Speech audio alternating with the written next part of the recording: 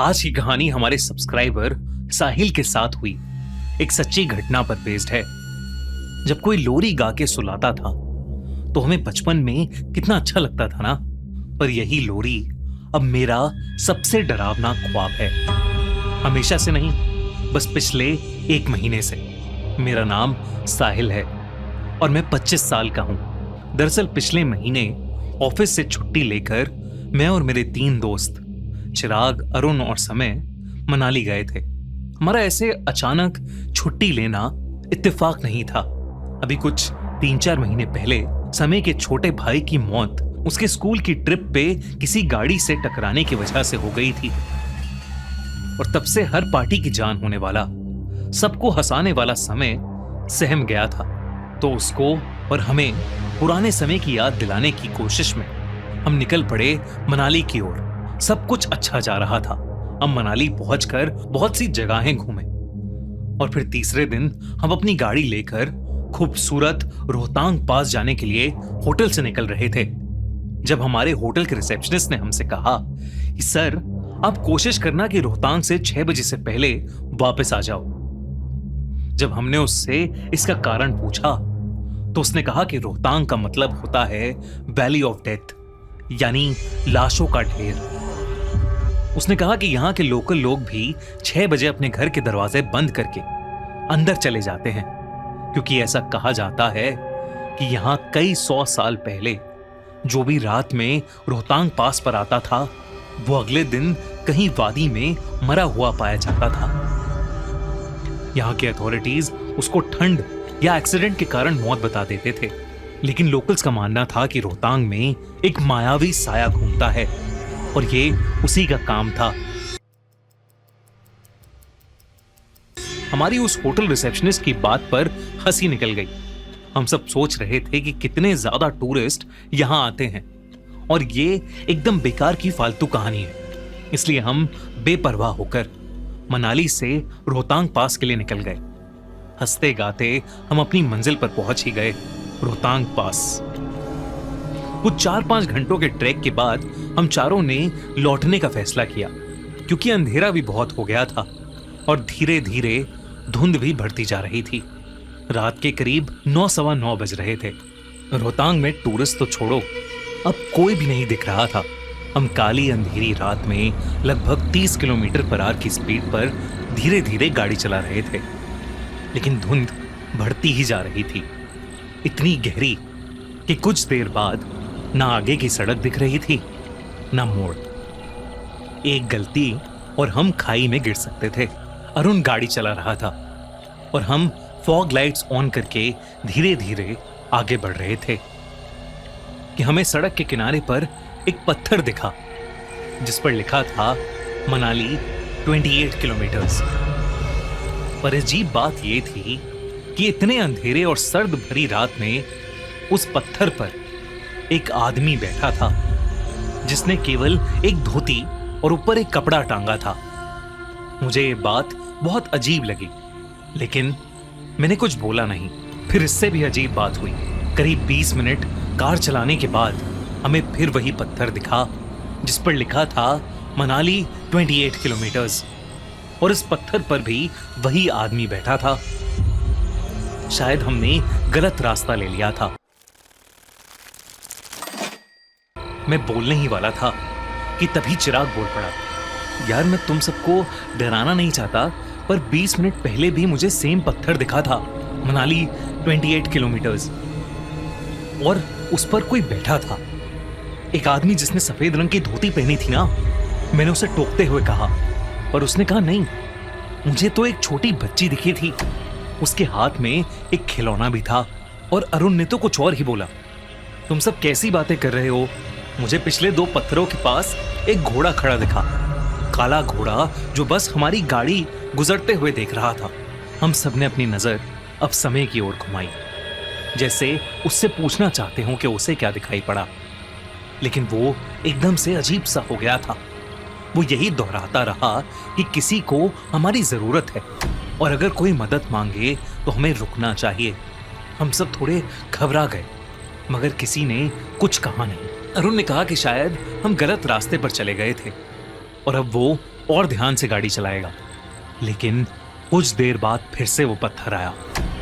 Manali 28 kilometres. ये तीसरी बार था कि पत्थर हमारे सामने आया, मगर इस बार मुझे उस पर कोई नहीं दिखा। इनफैक्ट किसी को भी इस बार उस पत्थर के आसपास कोई नहीं दिखा। रात के 11 बजने को आए थे। हम एक ऐसी माया में फंस गए थे जिससे हम बाहर नहीं निकल पा रहे थे। और अब हमें उस होटल के रिसेप्शनिस्ट की बात याद आ रही थी। तभी अरुण ने गाड़ी चलाते चलाते बोला, सुनो दोस्तों, बाहर मत देखना, पर कोई हमारे साथ साथ चल रहा है, बस सामने देखते रहो। अरुण की इस बात को सुनकर हम सबके रोंगटे खड़े हो गए थे, क्योंकि हमारे आसपास कोई गाड़ी नहीं थी, लेकिन एक साया था, एक 15 साल का लड़का।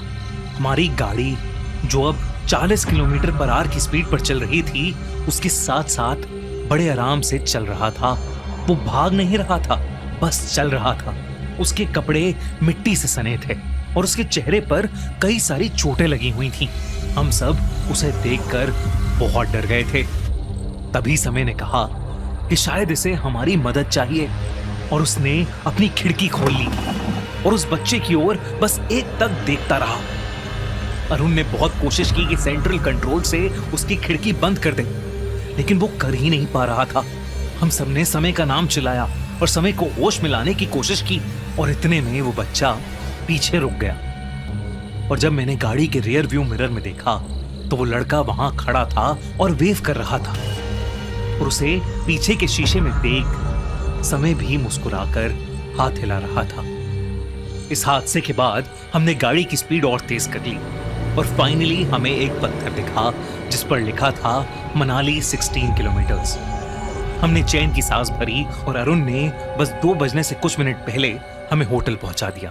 हम सब ने तय किया कि हम इस घटना के बारे में कल सुबह बात करेंगे, और सब चुपचाप सो गए। पर रात को 3:30 बजे मेरी किसी गाने की आवाज से आंख खुल गई, और मैंने जो देखा उसे देखकर मेरी रूह कांप गई। समय उठा हुआ था और एक छोटे बच्चे की तरह खुद को शीशे में देखकर लोरी गा रहा था। चंदा है तू मेरा सूरज रे, तू मेरे आँखों का तारा है, तू चंदा है तू। मैंने अरुण और चिराग को उठाया। हम सब ने समय को पुकारा, लेकिन वो हमें अनसुना सा कर रहा था। गेट खोलो। ये नजारा हम सब के लिए बहुत खौफनाक था। शीशे में समय का चेहरा बेहद डरावना लग रहा था। लाल आंखें, गले पर कुछ निशान। ऐसा लग रहा था जैसे उसका गला कोई दोनों तरफ से दबा रहा हो, और उसके चेहरे पर एक छोटी सी अजीब सी मुस्कुराहट थी, और वही लोरी। किसी के अंदर समय के पास जाकर उसे छूने की हिम्मत नहीं हो रही थी। हम सब घबराते हुए धीरे धीरे कमरे से बाहर जाने लगे। हम जैसे ही निकलने लगे, उसने एक बच्चे की तरह मासूम हंसी हंसते हुए कहा, अगर मैं रात को तुम्हारी खिड़की पर दस्तक दूं तो तुम खिड़की खोल के मेरी मदद करोगे ना? और ये कहते ही वो एकदम से बेहोश हो गया। हम तीनों को यह यकीन सा हो गया था कि शायद समय पर कोई बुरा साया आ गया है। सुबह होते ही हम उसे होटल वाले की बात मानकर वहीं के एक पंडित के पास लेकर गए। उस पंडित ने उसे देखते ही बता दिया कि समय के किसी अपने की हाल ही में मौत हुई है, और उसकी आत्मा का ढोंग करके किसी बुरे साए ने समय को अपने वश में कर लिया है। पहले उस पंडित ने उसकी नजर उतारी, और फिर झाड़ फूंक की, और फिर एक पूजा की, जिसके बाद समय को बहुत सारी उल्टियां हुई, और उस उल्टी में समय के अंदर से कुछ अजीब सा काला गाढ़ा लिक्विड निकला। आज समय पूरी तरह से नॉर्मल है, लेकिन मुझे हर रात उसकी लोरी के सपने आते हैं। दोस्तों, कैसी लगी आपको ये कहानी? आप भी हमें अपनी स्टोरीज भेज सकते हैं हमारे इंस्टाग्राम पेज पर हमें मैसेज करके। इंस्टाग्राम पेज की लिंक डिस्क्रिप्शन में। आज साइट पर मेरा आखिरी दिन था।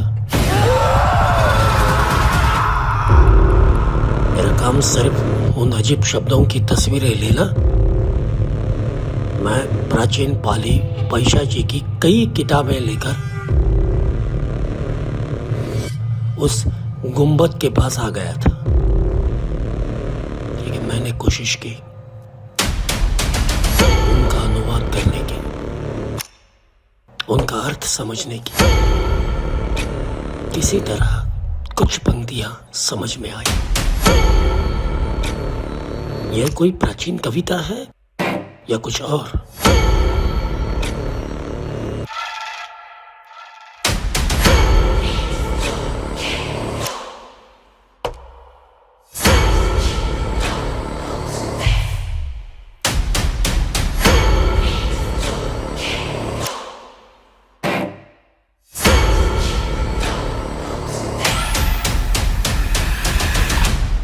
क्या इस पहाड़ के अंदर एलोरा जितना ही भव्य कोई प्राचीन मंदिर वाकई दबा हुआ है?